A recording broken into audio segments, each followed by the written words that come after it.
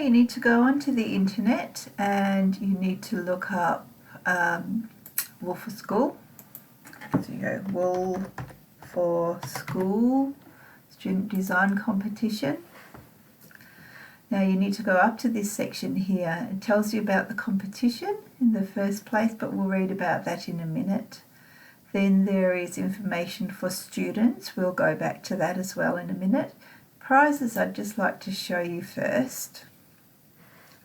So the prizes for Year 9 and 10 are $1,000 cash prize, a $200 EMU voucher, that is a voucher from a fashion label, and a one-on-one morning tea with established designer Jonathan Ward, an educational expert, about career pathway into the industry, flights and one night's accommodation to Sydney, and a trophy. Now that's all assuming that we can still fly. This will be back in about August or sometime. Okay, so if you go back up to here to the students section, students, you don't need to register because I will register you. You do need to download the student booklet. You download that and please save it somewhere on your laptop. So I would just name it Wool4School Student Booklet and put it into somewhere. You can see I've already got it, so I don't actually need to save it again. Okay, put it into a Textiles folder or something on your laptop. Okay, now looking at the student booklet, we will actually use this as a lot of this we will use anyway, and maybe not every single page, but we will use a lot of it for your lessons. So this is telling you about the Woolmark company, about their competition, and then just welcoming you to this. So please read this. Step 1, this is what we will actually be doing this week. So in this week's lesson, understand the design brief and create a mood board. And you'll probably need to work on this next week as well. You will be in this category here, mid-designer category, years 9 and 10. And this is step 1, understand the design brief. The design brief is the information that they give you about the competition, and they're asking you to do certain things in your design, and then create a mood board. Okay, so in the overview, design brief, understand what the design brief is asking you and how you can meet the judging criteria. Nature-inspired clothing case studies, brainstorm template and mood board. So here we go. Competition design brief. There's only one world and we only get one chance. This year we're asking students to design an outfit inspired by flora and fauna and incorporating fibres that are gentle on the earth. Naturally, your hero fibre will be wool, but then think of blends with other natural fibres or recycled materials. So we're thinking of natural fibres like we've got wool, of course, but then we've also got cotton and linen and silk. But you could come up with some other natural fibres, maybe some alpaca or something else that's really unusual, maybe hemp, because hemp is actually coming into a fashionable eco fibre now.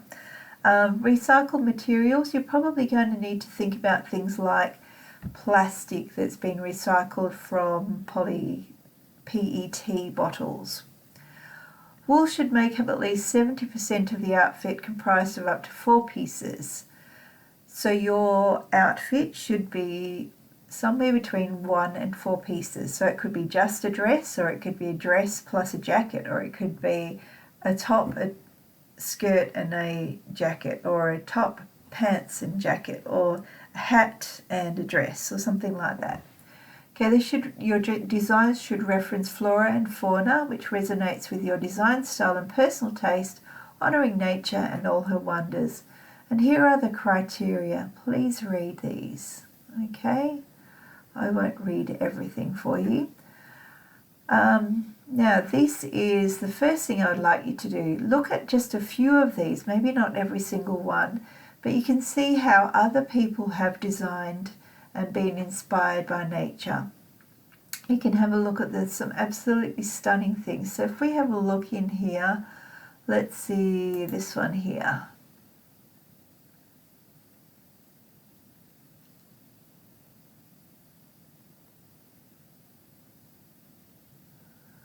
Okay, it's a bad gateway. Well, that's not a good example. Okay, excuse me. I'll go to my student booklet, which I have saved somewhere. There we go. Right, so if you find a bad gateway, then don't worry about it. Just go on to the next one, okay? So here we go. Garments inspired by nature. Allow.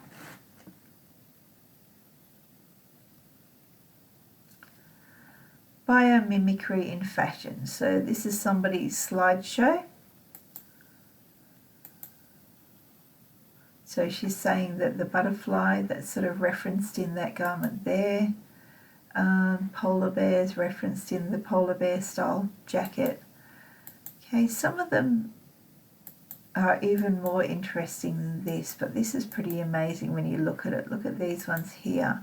So you've got this one here, and it's kind of like you can see where the designer's got their inspiration from here. And same with this here and this one here. Okay, so that's just one of the links. And I've got out of there again. Got to go back to the PDF. Here we go. Then the next thing will be to do some brainstorming. So come up with an idea. So your inspiration might be a tree. And then you're looking at the shapes and forms in the tree and the colours of the tree and the patterns and the textures, special features. And then you can talk about even more of those. Which of these elements can you combine? What materials or decoration processes could you use? Can you play around with the proportion placement of these elements? Okay, and then you go on to your mood board. And a mood board is actually a board, or in our case it's going to be a collection of images on a piece of paper that actually, you can see here, a selection of images from magazines or the internet that reflect the theme for your outfit to be inspired by nature. Carefully consider the images. Don't overcrowd the page. Be selective and edit your images. Experiment with the layout and proportion before you commit to pasting them down, including a heading and any other information that also conveys the style and theme. Remember to choose an appropriate font.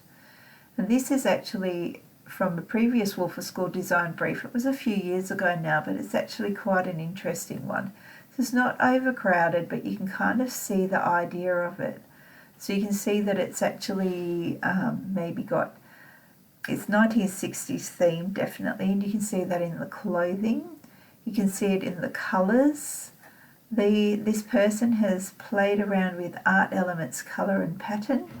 Clever title that expresses the theme of the 60s mod. Basically, this is probably what I would expect you to finish in week 9 and 10 of this term. So please just go back, do all those things that I've asked you to do. Starting off, of course, by downloading this booklet, and if you have any questions, then please go on the forum and ask me about them. Thank you, girls.